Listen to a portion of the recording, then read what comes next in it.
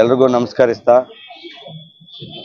ಏನಿವತ್ತು 16ನೇ ದಿವಸ ಮುದಿಗೇರಿ ಪಂಚಾಯತಿನ ಮುದಿಗೇರಿಗೆ ಕರಿಬೇಕು ಅಂತ ನಾವು ಒತ್ತಾಯ ಮಾಡಿ ದಲಿತ ಸಂಘರ್ಷ ಸಮಿತಿ ಸಂಯೋಜಕ ಒಂದು ಅಡಿಯಲ್ಲಿ ಮತ್ತು ಮುದಿಗೇರಿ ಗ್ರಾಮಸ್ಥರ ಒಂದು ಸಹಕಾರದೊಂದಿಗೆ ಇದಕ್ಕೆ ಇನ್ನೊಬ್ಬ ಸಂಘಟನೆ ನಮ್ಮ ಏನು ಬಹುಜನ ಸಂಘಟನೆಯ ವಿಜಯ್ ಕುಮಾರ್ ಅವರ ಟೀಮು ಸೇರಿ ನಿರಂತರ 16 ದಿವಸದಿಂದ ಹೋರಾಟ ಮಾಡ್ತಾ ಇದ್ದೀವಿ.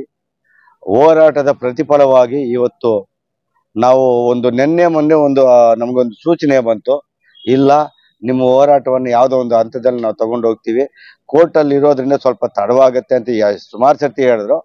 ಆದರೆ ಎಲ್ಲೋ ಒಂದು ಕಡೆ ನಮಗೆ ನಮ್ಮ ಪಂಚಾಯಿತಿ ಬರೋ ಸೂಚನೆಗಳು ಕಾಣಿಸ್ತಾ ಇದೆ. ನಾಳೆ MLA ಸಾಹೇಬ್ರನ್ನ ಇವತ್ತು MLA ಸಾಹೇಬ್ರಿಗೆ ಧನ್ಯವಾದಗಳು ಹೇಳಕ್ಕೆ ಇಷ್ಟಪಡ್ತೀನಿ. ನೆನ್ನೆ ಅಲ್ಲ ಮೊನ್ನೆ ನಮ್ಮನ್ನು ಕೆಲವ್ರನ್ನ ಕರೆಸಿ ಮಾತಾಡಿದ್ರು.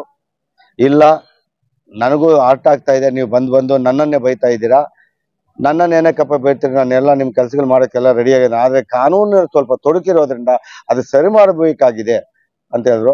ಕಾನೂನು ಹೋರಾಟ ನಾವು ಮಾಡ್ಕೊಂತ ಸದ್ಯಕ್ಕೆ ನಮ್ಗೆ ಸ್ವಲ್ಪ ಪಂಚಾಯಿತಿ ತಂದು ನಮ್ಮ ಕಚೇರಿಯಲ್ಲಿಟ್ಟರೆ, ನಮ್ಮ ಒಂದು ಸಮುದಾಯ ಭವನದಲ್ಲಿ ಇಟ್ಕೊಂಡ್ರೆ ನಮಗೂ ಒಂದು ಸಂತೋಷ ಆಗತ್ತೆ.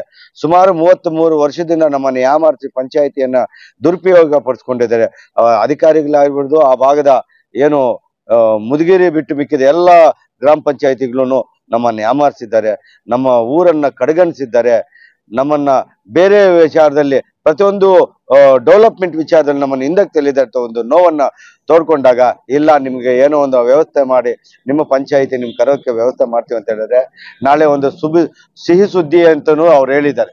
ಇವರು ನಾವು ಹೋಗಲ್ಲ ಅಂತ ಹೇಳಿದ್ವಿ, ಇಲ್ಲಿ ಕೂತ್ಕೊಂಡು ಇಲ್ಲ ನಾಳೆ ಎಲ್ಲ MLA ಸಾಹೇಬ್ರ ಹತ್ರ ಮಾತಾಡಿದೀವಿ, ಜಿಲ್ಲಾಧಿಕಾರಿಗಳ ಹತ್ರ ಮಾತಾಡಿದೀವಿ, CO ಹತ್ರ ಮಾತಾಡಿದೀವಿ, ಎಲ್ಲಾ ರಕದಲ್ಲಿ ನಿಮ್ಗೆ ಅನುಕೂಲ ಮಾಡಿಕೊಡ್ತೀವಿ ಅಂತ ಭರವಸೆ ಕೊಟ್ಟಿದ್ದಾರೆ.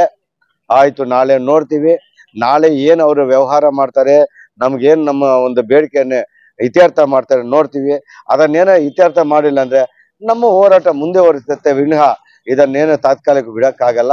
ಹಾಗಾಗಿ ನಂಬಿಕೆಯಿಂದ ಇರೋಣ ಅಂತ ಎಲ್ಲಾ ಮುದಿಗೇರಿ ಗ್ರಾಮಸ್ಥರಿಗೆ ಮನವಿ ಮಾಡ್ತಾ ನನ್ನ 2 ಮಾತು ಮುಗಿಸ್ತಾ ಇದ್ದೀನಿ. ಜೈ ಭೀಮ್.